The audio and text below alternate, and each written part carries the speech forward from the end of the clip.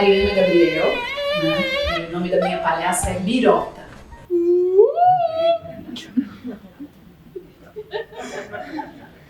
Eu recebi quase que uma intimação, um chamado, né? Que foi um momento de uma festa de Halloween na escola. A minha avó que me maquiou e ela me vestiu, ela fez uma bruxa, né? E ela fez um narigão de massinha, um narigão enorme, um chapelão gigante, eu devia ter uns 2 anos. Eu lembro muito desse olhar dela pra mim, assim, um olhar de encantamento dessa coisa do mundo da fantasia, esse mundo que é do circo, porque é da história, né, da minha família, porque eu venho dessa família de circo, tradicional de circo.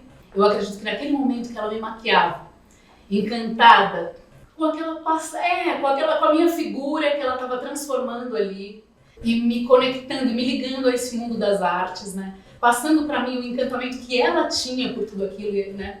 Por todo aquele universo e essa possibilidade de transformar os espaços, né? Eu acho que ali foi o primeiro contato que eu tive com esse universo dos sonhos, das artes, do circo. A passagem de bastão eu enxergo nesse momento. Quando eu nasci eu não tinha mais o circo da minha família. Eu sempre quis ser atriz desde muito nova, mas minha mãe sempre puxou meu pé porque minha mãe viveu uma época decadente do circo, né? Do circo do meu bisavô, minha avó teve que vender o circo, então a minha mãe tinha lembranças muito negativas e ela sempre foi muito contra.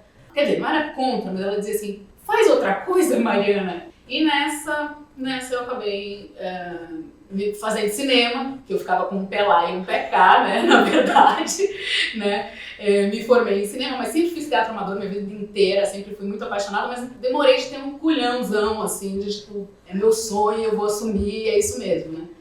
E aí quando eu tive um momento muito difícil pessoal, que foi tipo um primeiro casamento, que eu me separei, eu decidi fazer um curso de palhaço. Eu não tinha noção do que seria um curso de palhaço, né, porque minha família, apesar de tradicional de circo, não veio dessa formação mais teatralizada, mais do clown, né, e tal. Meu primeiro figurino era meu vestido de noiva. Foi meu vestido de noiva que foi feito à mão, né. Foi um processo bem catártico, assim, né. E eu acho que, na verdade, os processos vinculados à minha palhaça sempre foram, né, porque recentemente eu pensei isso. Falei, caramba, a Birota, ela aparece quando eu tô fraca, mas não, ela aparece pra me fortalecer. É outra coisa.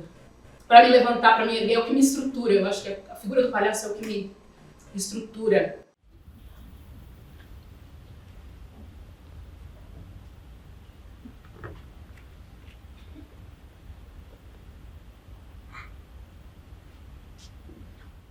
Esse primeiro curso que eu fiz com a Gabi Argento, né, que hoje trabalha no Soleil, né.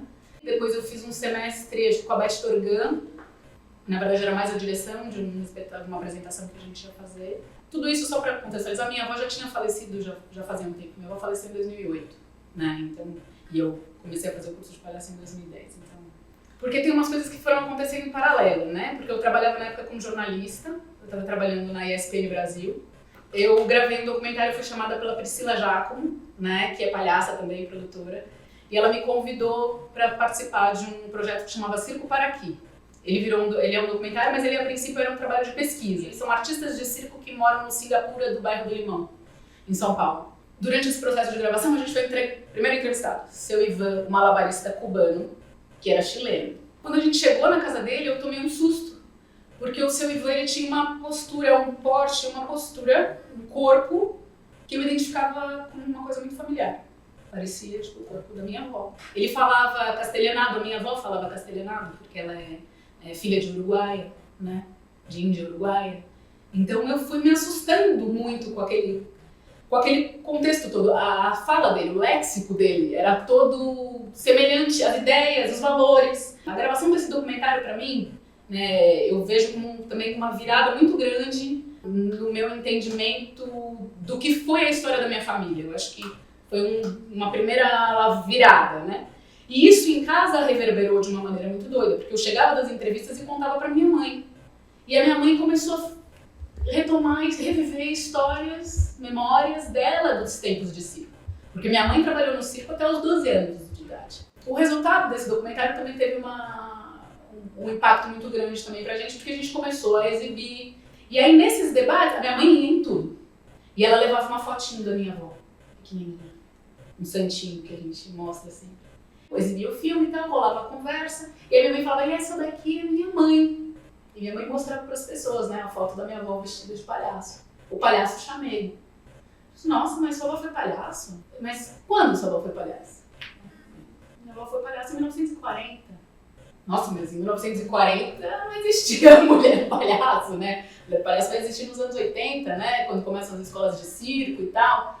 E aí a coisa foi meio que tomando corpo, eu fui entendendo que não só era importante registrar a história do circo no Brasil, porque existe pouco registro audiovisual, mas eu comecei a entender que seria importante por ser uma artista de circo, mas seria importante porque talvez ela tivesse sido uma das primeiras mulheres palhaças no Brasil.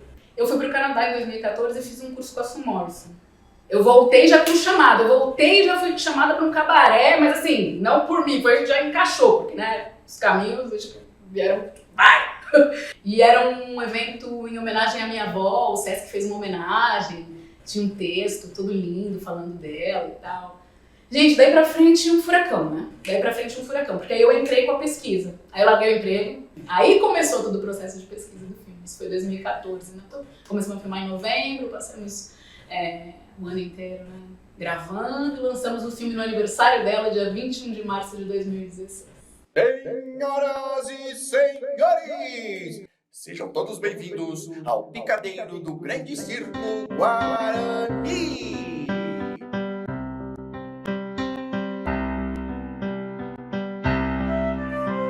Maria Elisa Alves dos Reis, a primeira palhaça negra do Brasil. Porque eu tenho estudado bastante, mas a prática para mim ela é bem recente, né? Viajei, falando em viagem, eu fiz a minha dupla, eu trabalho com uma dupla, que é a Juliana Matos. E a gente fez em Londres, a gente passou um mês e a gente se apresentou na rua, e foi uma coisa muito doida. E a gente tinha uma mala, mas ainda não é a minha mala, né? Ainda não é. Eu já ganhei malas, eu já tentei algumas coisas, mas eu ainda não achei a minha mala mesmo, sabe? Então eu acho que eu ainda tô, né, construindo, moldando, descobrindo, né, quem eu sou, para onde eu vou, né? Eu ainda tô encontrando, né, os meus objetos e tô dando forma e contorno, né, à minha figura interna e externa.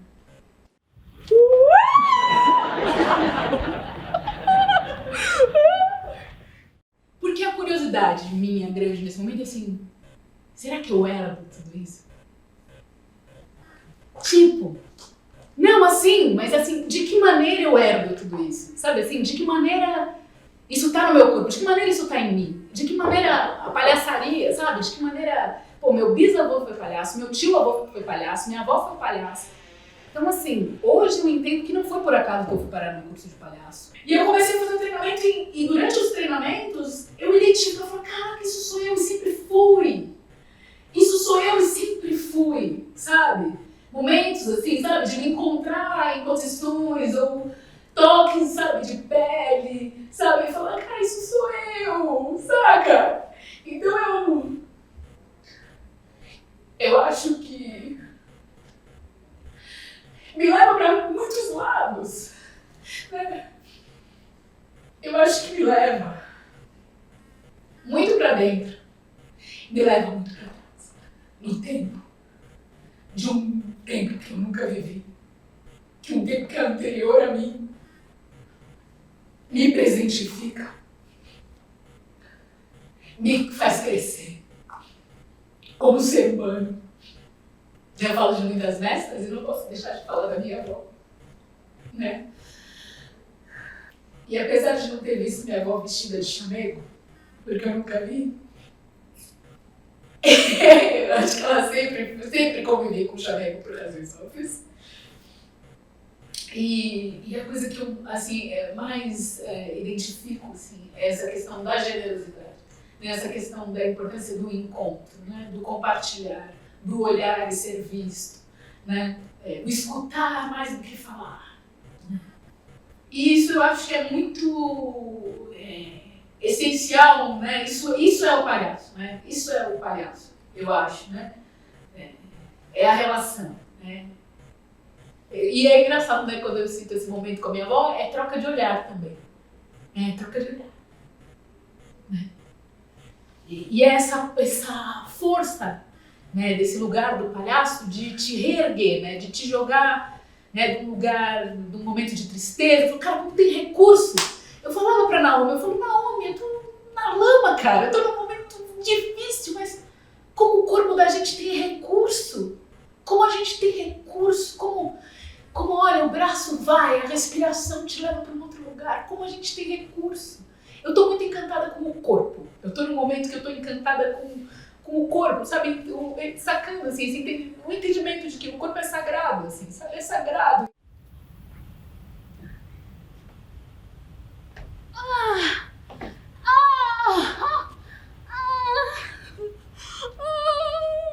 E agora eu tô saindo de uma coisa muito doida, porque nesses processos eu sempre vou pra uma tristeza muito funda, sabe?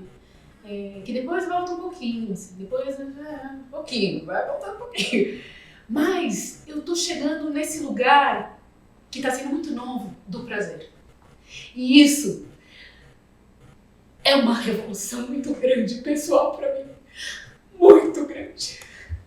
Muito grande. Sou flagelado da paixão, retirante do amor, desempregado do coração. É muito louco essa questão da gente pensar, né, da diferença entre ser palhaço, se existe uma diferença entre ser palhaço ou palhaça, né? E aí fica mais engraçado pra mim, é curioso pensar, porque eu venho, né, de uma história de uma avó, avó, que fazia um palhaço, homem, né? Então talvez a gente queira discutir temas femininos, né? Ou temas masculinos. Mas eu acho que o palhaço, a palhaça, quase não tem gênero. Porque tem questões que são do feminino e questões que são do masculino. Mas eu identifiquei muitas energias masculinas, porque o ser humano é homem, mulher, é feminino e masculino, né? A gente é isso, e o palhaço não é diferente, né? Eu vejo assim. Na época da minha avó, como não existiam mulheres palhaças, ela fazia um palhaço homem.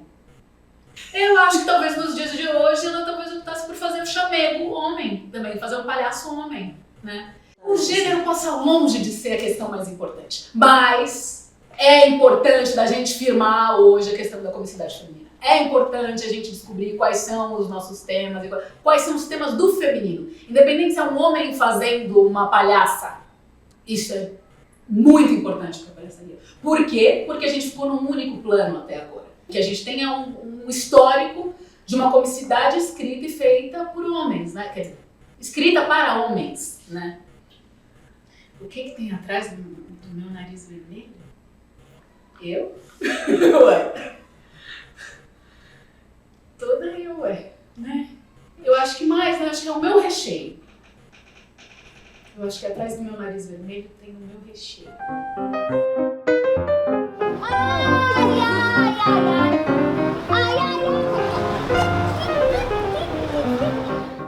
Oi, nós, vó.